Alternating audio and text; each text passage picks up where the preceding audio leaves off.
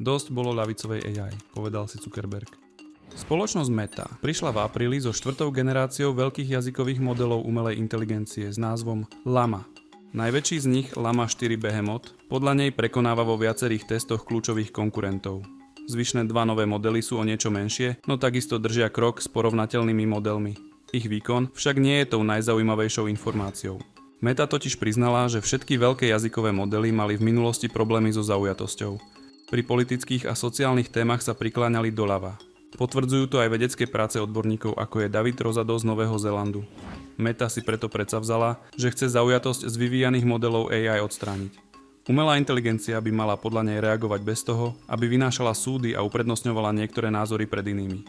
Táto deformácia vzniká najmä pri tréningu. Ak sa ako hlavný zdroj učenia použije bežný obsah v médiách, ktorý je vzhľadom na politickú orientáciu redaktorov posunutý doľava, rovnakým smerom budú naklonené aj odpovede umelej inteligencie. Tá sa pritom používa aj pri školských či akademických prácach.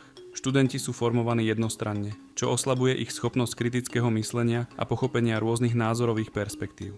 Tento problém zasahuje aj do oblasti ako právo, kde môže ideologicky vychýlená AI ovplyvňovať rozhodovanie o vine a treste, čím priamo zasahuje do ľudských osudov. Aby Meta odstránila zaujatosť, chce vyberať také tréningové dáta, ktoré budú zahŕňať argumenty oboch strán sporu. A to hlavne v oblasti spoločenských otázok, kde môže byť, na rozdiel od exaktných vied, viacero odpovedí správnych a používateľ by mal dostať stanovisko obidvoch strán.